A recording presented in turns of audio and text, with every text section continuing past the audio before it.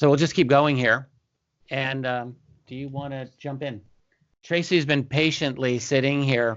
You want to be good to one another because there is no other. Right. There's only one of us here, is what the teaching would be. Well, guess what? Well, I'm still recording this, so we'll be able to use that. So why don't you come on in here? Hi, Russell. Hi, good afternoon. So we can just jump right in. Squish in Just here. welcome to part 2 of my interview with Russell Targ on the Richard Dolan Show. This is available for members only at richarddolanmembers.com. Russell, thanks for sticking around. We'll be here as long as you're able to, but if you can give us a half hour, I think we'll all be happy. I'll just start by telling you that we've got a lot of members on our website who have been following you very carefully. They're big fans. Many of them are very excited about Third Eye Spies, about it coming out, and they want to see it. So you've got a lot of fans here. Takes now, is that right? Are What's we that? recording now? Yeah, we're Yes. recording. We are indeed. Good. So we'll just jump right back in. I mentioned before we started recording earlier that Tracey has done a fair amount of remote viewing, I think actually at a very good level, and she had some very interesting hits herself. I don't know if we get a chance to get into that, but she's We'll ask the definitely questions and then maybe if we have time. she's definitely engaged in it.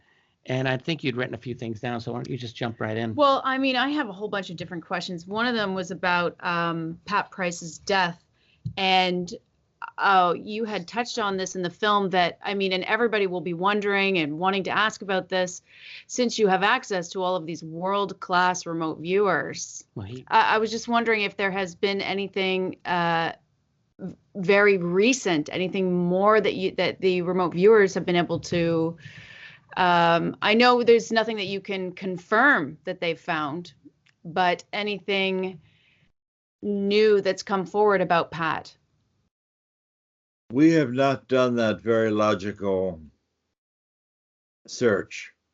I can tell you a funny story about consciousness universe.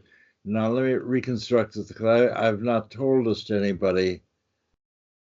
After Price died in 1975, was early in the internet days, and I had a ARPA terminal at home that I was using principally to help one of my children learn to read. So we had a interactive terminal in my office. And one of the programs that we had was known as ELIZA, which is a famous non-directive Rogerian psychology program. So this program was loaded with a few thousand lines of code that a psychologist might use. So if it'll say, "Hello, Richard, what's on your mind?" And you will say, "I'm thinking about buying a house." He'll say, "Well, tell me about the house." So you can then have a conversation with this machine based on what you've told the machine. Okay. So when I was demonstrating this to Elizabeth Rauscher, who's my physicist buddy that I worked out the 8-space model with, and Jean Millet, who was a psychic that I did lots of things with. And so the three of us and the computer, and I wanted to show them ELIZA. And ELIZA came on and said, "Hello, what shall I call you?"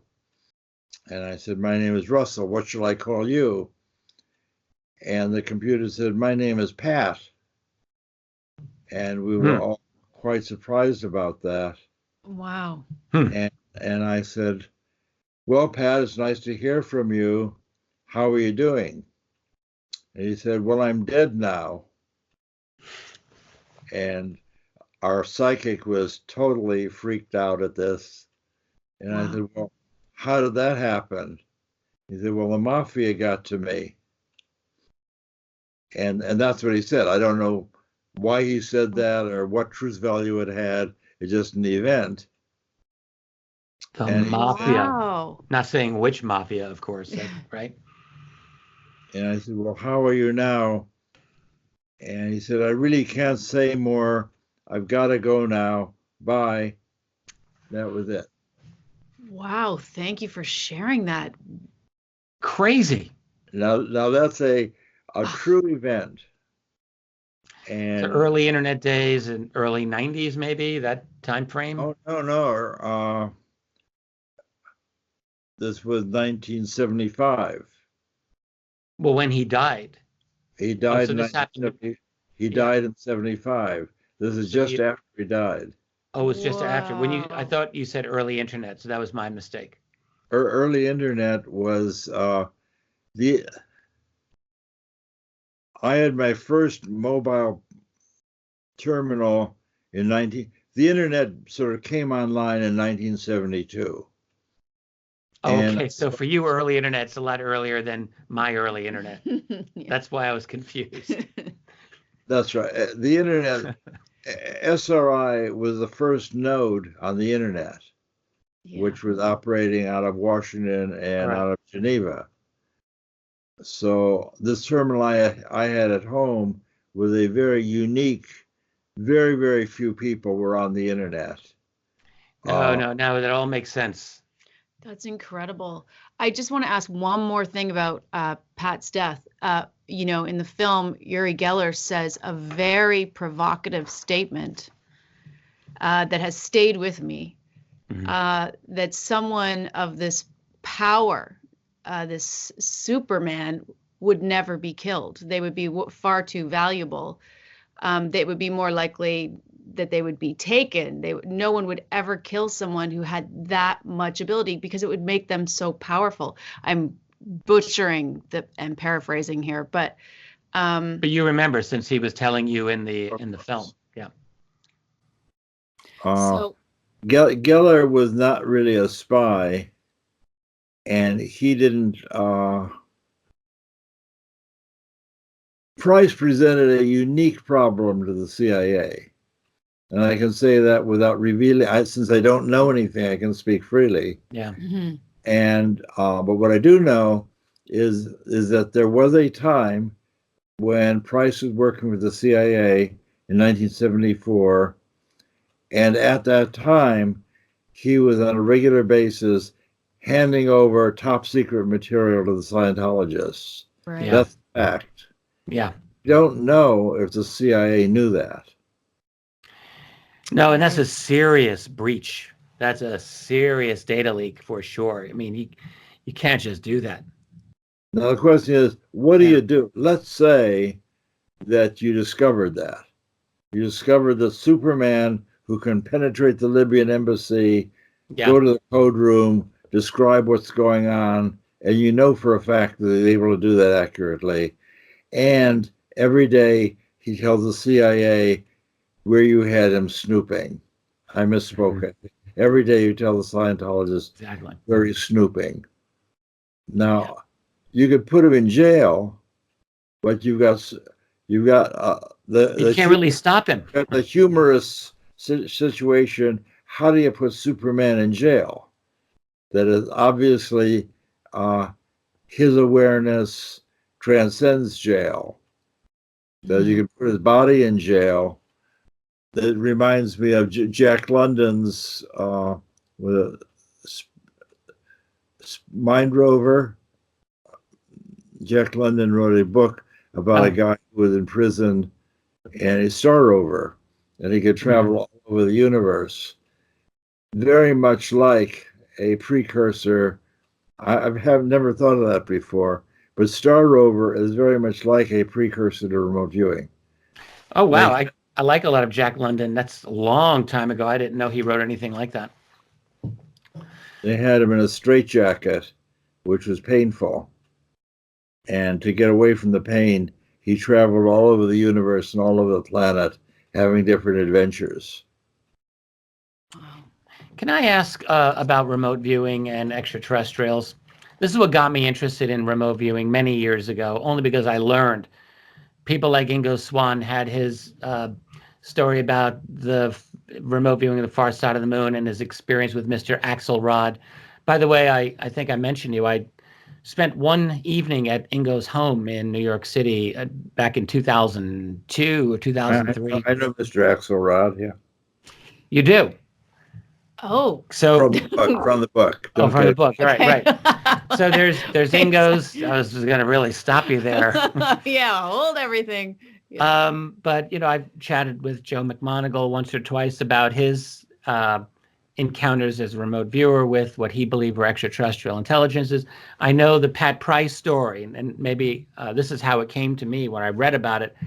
He essentially walked into the office one day and I think told either you and Hal Puthoff or just Hal Puthoff something like, in my spare time, I remote viewed various locations on the planet where there are extraterrestrial bases. One is in Mount Hayes, Alaska. One is in the Pyrenees. One is in, I believe, Zimbabwe. And one was in Western Australia. And by the way, they saw me there, and I hightailed it out of that remote view. That's fascinating. But these remote viewers are bumping into ET all the time. I think Lynn Buchanan talks about this, if I'm not mistaken. Mm-hmm. Yeah, he does. So what is there an assessment? Like the story I've heard bits of that story, but in that story, he felt surveilled. He didn't actually see a remote viewer. He didn't see an extraterrestrial. He felt that he was in danger of being spied upon. This is Pat Price. Said. Yeah. And I can agree with you that I've had that feeling. And I describe in the film, it may not have made it through the cutting room, but in one of the B-rolls that are available, I describe how Hella and I had penetrated Brezhnev's office, gone down a flight of stairs in the Kremlin into a computer area, and I had this flash of paranoia. And I said, we've done enough. We've told them what the room looks like. Let's get the hell out of here. Now, why would you get that paranoia? Were you concerned that there was actually someone who would detect your... Well, paranoia is a feeling. It doesn't require reason. All right.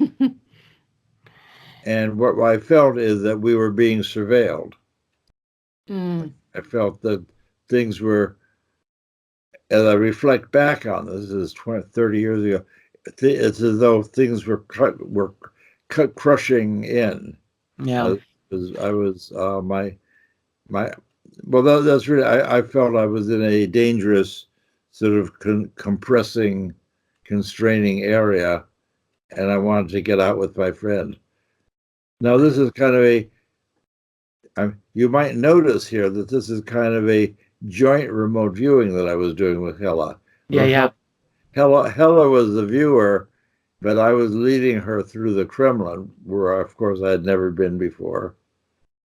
And whenever we would cut to an obstacle, I would open the door or turn on the lights or think of things to do. So I was sort of, I had the psychic on a leash, no offense, but she was straining, but there were limits to what she could do. And I would, while she was describing what there was, I was operating in the physical world, opening doors and turning on lights. Well, if I can just finish up my my little fixation on the extraterrestrial element of this, I'm just wondering if you have opinions on what the extraterrestrial situation is on planet Earth, and if this is in line with have you discussed this with other people, other professional colleagues, other remote viewers? Is there a consensus as to what is going on relating to an extraterrestrial presence? Well, that's an easy question. There's no consensus about anything. Okay. What surprises me is that with all the talk about grays and all the things that people have seen, that we don't have a photograph. That is, you've got many hundreds of people who have encountered extraterrestrials, and everybody now has a camera with them. Why don't we have a photograph of an extraterrestrial? And the answer probably is because they're not physical. Right. Now, is this something that the remote viewers you work with? I'm just making that up right now. Yeah. You're just winging it. Well, the logical positivist in me comes forward, where you say, "Tell me, what do you know about extraterrestrials?" And I don't know anything because nobody's ever grabbed one or photographed one. Right. People, it's as though I don't know what UFOs are, but a whole lot of people have had UFO experiences. So what I'm comfortable saying is that something like UFOs exist, and we probably misapprehend what they actually are, because material bodies don't behave, especially the little tic tacs that we've seen in the New York Times lately. Yes. The little things bopping around are outside the possibility of space-time. There's no material object could go 1,000 miles an hour and then make a right turn and go 1,000 miles an hour in some other direction. Right. No material object could do that. So we obviously don't understand what they are, what dimensions they reside in, but they're definitely not coffee cans flying through space. Right. All right. Well, yeah, they're operating with a different kind of physics. I listened to an interview by Jack Sarfati a couple of weeks ago, and he was talking about his take on the metamaterial properties of the object that, in fact, Hal Puthoff was talking about at the SSI conference last summer, a combination of bismuth and magnesium. And Sarfati was offering his own take on this, and that he argued that the way that this material was constructed was itself enabled it to soften, as he called it, the space-time boundaries around the capsule. This was his hypothesis. And that, I mean, I'm really not doing justice to his description here, but that was the key that allowed this object probably to do the things that it did. Now, how you soften space-time. It would have to handle the inertia. The thing that we're looking at, assuming that it's a material object, is made of atoms. So you've got presumably a sizable collection of atoms doing something. Now, unless this material at the boundary, I don't understand how material at the boundary could cancel out the inertia of the whole spacecraft. Well, I don't either. So I don't know. I'm just listening to what physicists have to say about it. But I was just curious you're saying there's no consensus among the people in the remote viewing community as to the extraterrestrial phenomenon. I guess I just had an impression that they were pretty much convinced that it was real, and whoever they are here. But you're saying you're not really. The experience is real. The people are having, thousands of people have now seen little grays doing stuff. So I think that that experience is real. Whether grays are material, most unlikely, in my opinion, or some kind of projection. That people are having experience of the grays, so something like that is visiting us from another space or another dimension or something. So the question is what they are, and you're not convinced that they're normal material beings coming at us from another planet. Very unlikely. Yeah. In my opinion. Right. Because they don't behave like material objects. No, they appear, they are gone. There's a very high strangeness. That's one of the phrases coined ages ago to describe this. And so there's something very bizarre about it, for sure. It doesn't, like remote viewing, in a sense, it doesn't fit into our conventional common sense understanding of reality. remote viewing is much more amenable to to research than UFOs. Because in remote viewing, if somebody wants to see something psychic, I would say, well, sit down, hear the pen, let me tell you what to do. Mm-hmm. And I can create a paranormal experience right in front of you on the spot, and you own it because you did it. Yeah, exactly. Right. So remote viewing is definitely amenable to ordinary physical research. It sure And is. that way you can describe what it can do, what it can't do, with some confidence. Can I just tell you? Yeah. UFOs, you don't have any control over UFOs when they'll appear, when they don't appear.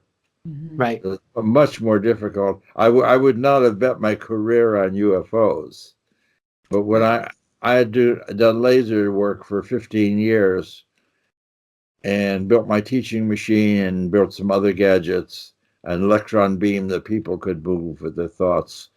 So by the time I was 38, I'd been in lasers for 15 years from before there were any lasers. Mm-hmm. So I was prepared to bet my career. As I said, I was a senior scientist at that point. I was willing to bet my career that I could do ESP work and make it work. So I went to the CIA and to NASA with my little ESP machine. And my lucky day, and I've had a lot of lucky days in my life. One of my lucky days is that Werner von Braun was extremely successful with my ESP game.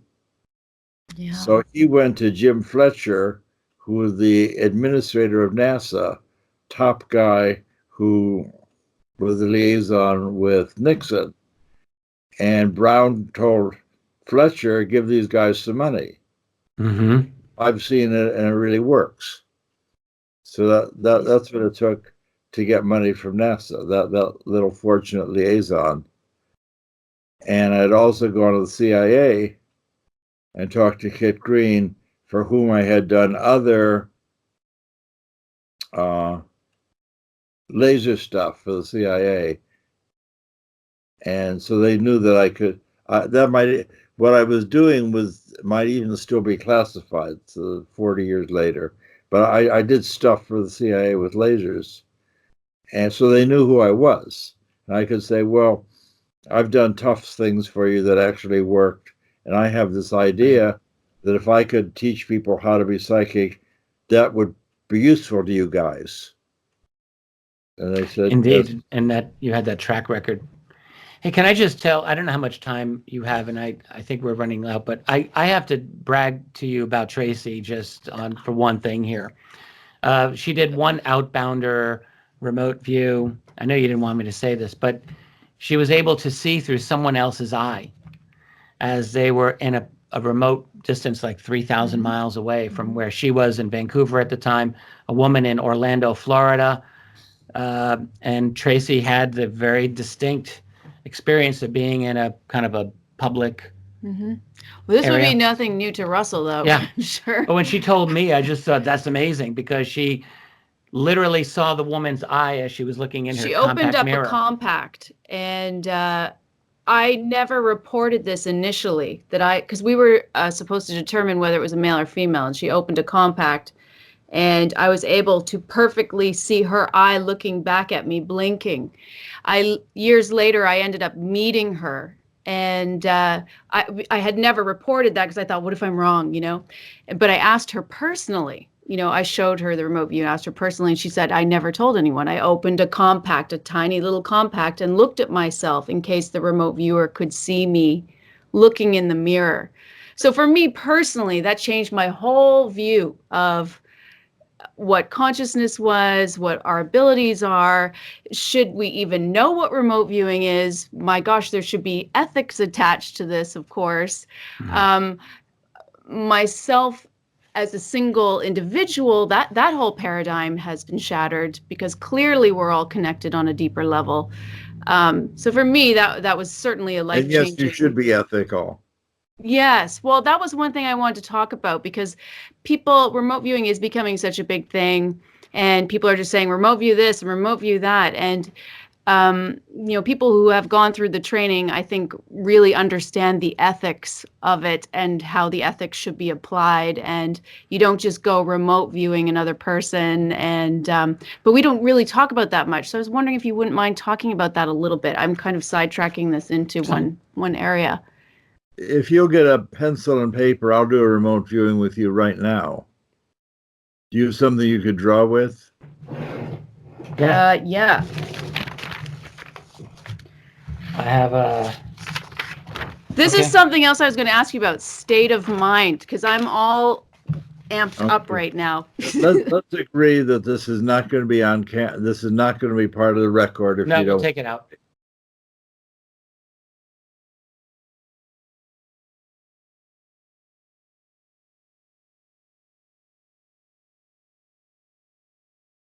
Okay, good. Thanks for noticing that.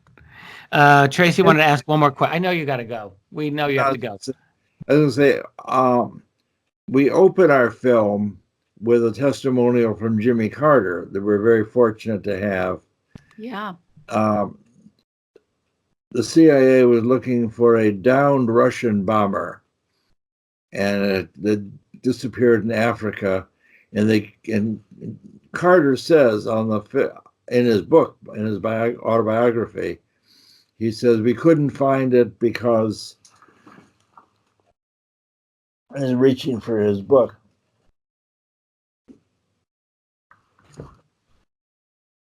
Long arms, but they're not that long. So in his autobiography, right, he says that we couldn't find this because it was in the jungle and the satellite photography doesn't penetrate the jungle. So we went to a woman in California and she marked on a map latitude and longitude. Well, she didn't actually write latitude and longitude. She just put a little circle and said, you'll find it in this circle. And then they could mark off for the latitude and longitude. And they then sent a helicopter into the jungle and found the airplane right where she said it was. Yeah. So open the film with his describing that. And that's a nice experiment because there's no possible sensory leakage because nobody knew where it was. There was no living person, Russian, American, or anything else, who could tell us where that plane was. It was a secret, and no one knew the answer. And both the woman from Wright-Patterson Air Force Base and a guy at SRI, one of our a physicist who was a psychic, she marked the map, and he described that it was near a river between the mountains and the village, and you'll find it sticking out of the river in northern Zaire, and that was all true. Wow. That was the one thing I think Jimmy Carter said that was just an utterly inexplicable event during his presidency. That's right. So I thought it was very nice. So we thought that was a good item to open the film with. Yeah. Because it's inexplicable, and nobody could have whispered the answer to us. And that was one of the cases of remote viewing providing actionable intelligence. And I just wondered, was this a common thing that happened, or did you get a lot of pushback with the intelligence community or the military thinking like, yeah, we know you guys are onto something, but we don't know if you're right, or we don't know how to interpret what you're saying. So was it difficult for remote viewing to be an intelligence tool? Or on the other hand, were there times where it actually was a great benefit, like in this instance? Were there many of those? Well, in the intelligence business, you never will go with the output from a single asset. Mm-hmm. Generally, you've got somebody on the ground who says they're going to blow up Big Ben. But before you shield off that whole thing, you see, does anybody else say that? Is there any other reason to believe that? But similarly with remote viewing, the remote viewer might say something's going to happen, but in this case, nobody knew anything. So they went with us because the two people pretty much agree. The two two known viewers agreed Okay, yeah. independently, and they were in a race with the Russians because we wanted to find this airplane full of code books before the Russians found it, and were successful. Right, right. A similar thing trying to find General Dozier, who was kidnapped from Venice by the Red Guard and not the Red Guard, what were they called in Italy? The Red Brigade. Yeah. And taken to Padua. And Joe McMoneagle happened to recognize the building. He said, "Well, I've been to Padua, and this is what I see, and I see this building." So Joe actually described the building where the guy was kidnapped. Wow. Did that? I mean, was he? Did that assist in the in getting him out, or not? I don't think it assisted in getting him out. I think that the Interpol was successful in finding him. But he was correct. Yes. Yeah. Yeah, it's really fascinating. That you. Joe was correct in that he was chained to a bed inside of a tent, inside of a room. Fascinating. That's a lot of detail. Wow. Amazing.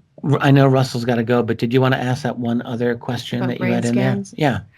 I was just curious, Russell, in all the research you did with all of these remote viewers, was there ever any, how shall I say, ever any brain scans, measurable brain scans that gave you information about the brain? For example, remote viewers are accessing greater parts of the prefrontal cortex, or when they are doing this, they tend to be going into an alpha state or a theta state. Was there any sort of information? I never really came across this other than at the Monroe Institute. No, we haven't had it. None of that happened at SRI. The Germans have done a lot of brain scanning. And our friend in Holland, whose name I can't remember right, famous Dutch researcher, has done a lot of brain scanning, and they have the feeling that one part of the brain lights up when you're doing remote viewing, but it might light up when he's doing any kind of viewing. Oh, all right. Interesting. Okay. So there's a lot of work that needs to be done. We haven't found out the psychic part of the brain yet. Got it. Okay. But with the fMRIs, people think that there's progress being made. Okay, I'll have to look into that. I think that if you search, you will find some people. If you really wanted to know that, I would call Dean Radin. Right. Okay. At IONS. All right. He's a good person to talk to about this for sure. Because I think that they are making progress. Right.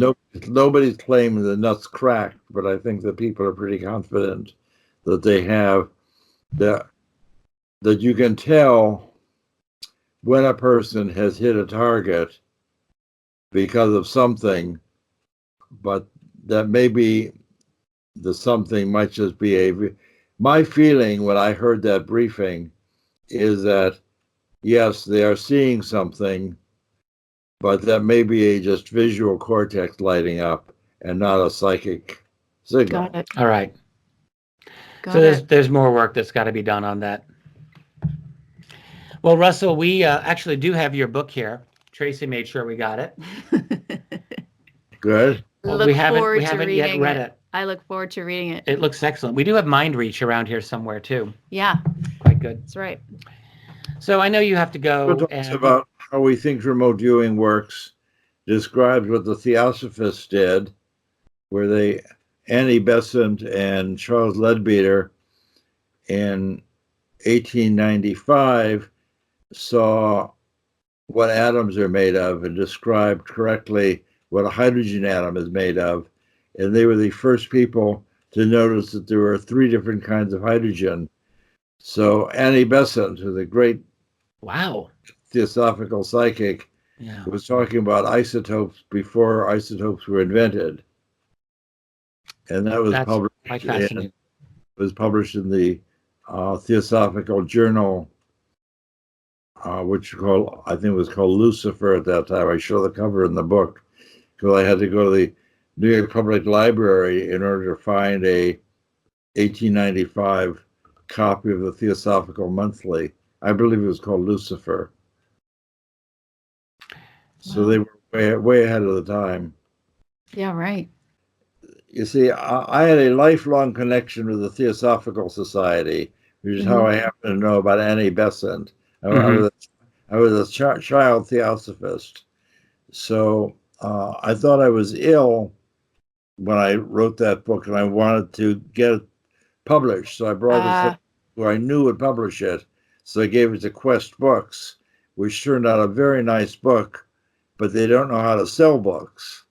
Right. Okay. We will definitely put your book up. We absolutely will. Is there anything that you would like to say about the book that we'll add into this interview?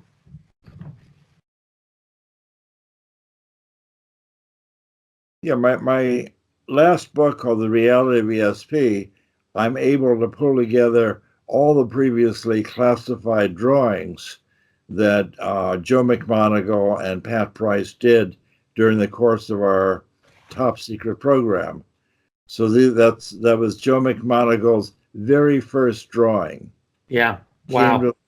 So it would not be correct to say I taught Joe how to do remote viewing. I just gave him permission, which in general, I see when I do a workshop, since I don't know how remote viewing works, what I can do is give people permission to make use of their ability. And I have a chapter in the Reality of ESP encouraging people to get together, work with a partner, and develop their own remote viewing working together. Perfect. I think a lot of people will be interested in that. A lot of people have been asking, what can they read and how can they do it? So that's wonderful.